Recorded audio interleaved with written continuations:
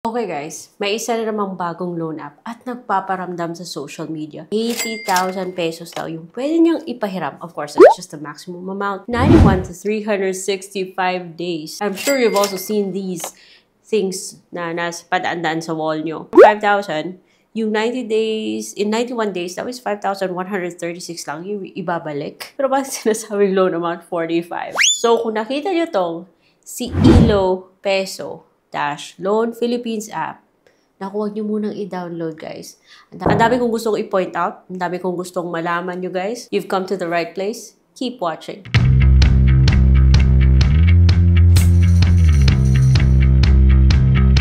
Hello everyone! Welcome back to my channel. It's Atenet here, the original Utang Queen.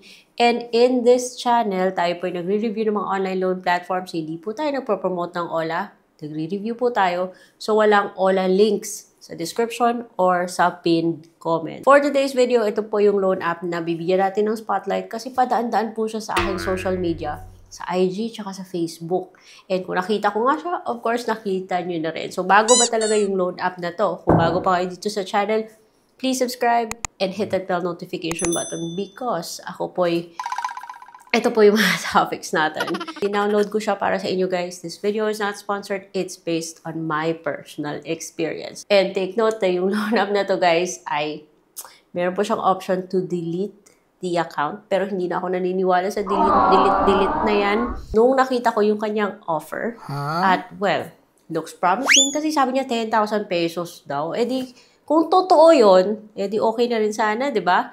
And sabi niya, 3 months to pay pa. Wow. Pero guys, I went through the application process kasi yun nga, gusto siyang pasilip sa inyo. Nabigla ako kasi nung hiningi niya na yung withdrawal account, first binigay ko yung aking grab paper. Sabi niya, account has already been bound. After all the trouble with this app, reject po siya. So, paaasahin ka niya sa 10,000 pesos na mukhang mababa yung interest and 3 months to pay daw.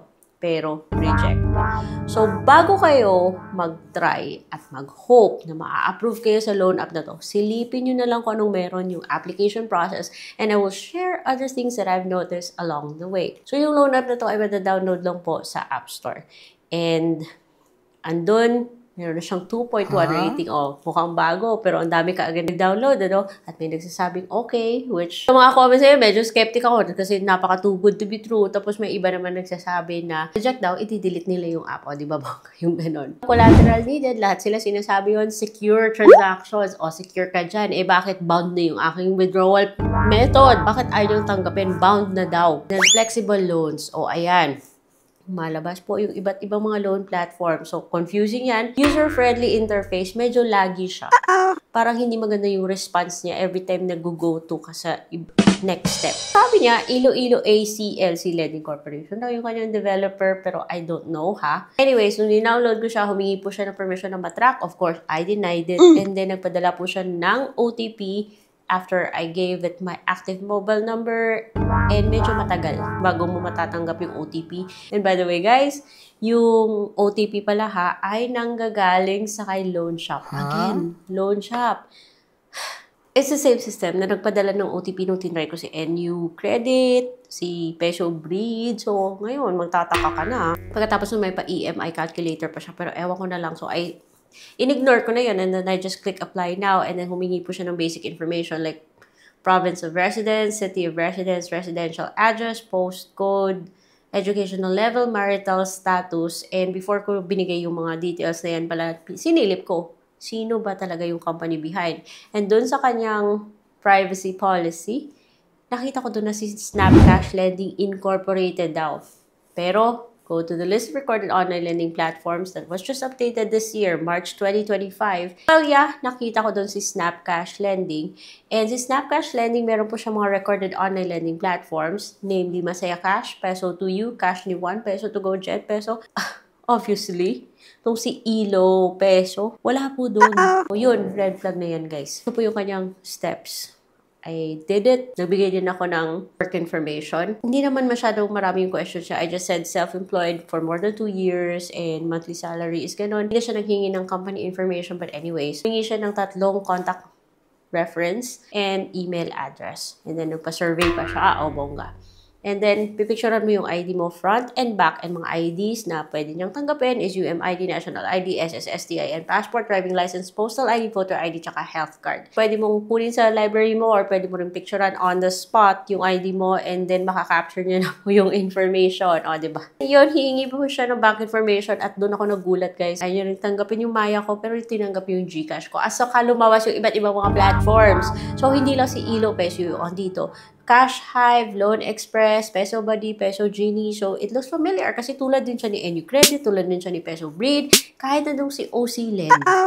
Naalala niyo si OC Lend, guys, yung nag-approve sa akin ng 3,000, yung loan is 5,000, yung binayaran ko 4,000 something. Parang ganito yung vibes niya. Dahil yung OTP ay nanggagaling din sa kay loan shop. O, ayan, kaya dapat.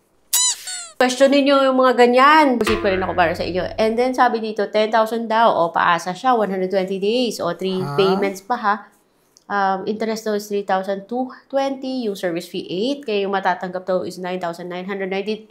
Huwag kayong umasa dyan, guys. Okay, yan.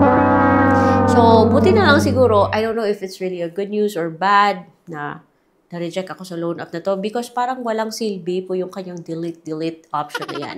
Kaya I really hope na hindi nyo pa na-download yung loan app na to kasi baka magsisi lang kayo. And guys, this is just based on my personal experience. Ito po yung aking opinion and my experience kasi dinownload ko yung loan app at sinubukan because hindi po sapat na nagbabasa lang tayo ng comments. So, ayun guys, ang dami ko nakita mga something fishy about this loan app pero nasa inyo yan kung pagpapatuloy nyo pa rin. So, ito guys, kung ipupush mo yan, say for example, aasa-asa ka talaga na makukuha mo 10,000 pesos even if I already warned you. Hihingi niya po yung access sa location mo and then hihingi niya po yung access sa lahat ng contacts mo. O yan, bibigay nyo. O yan, lahat ng contacts mo dapat pasilip mo sa kanya. And then, yung successful na yan, review pa lang yan.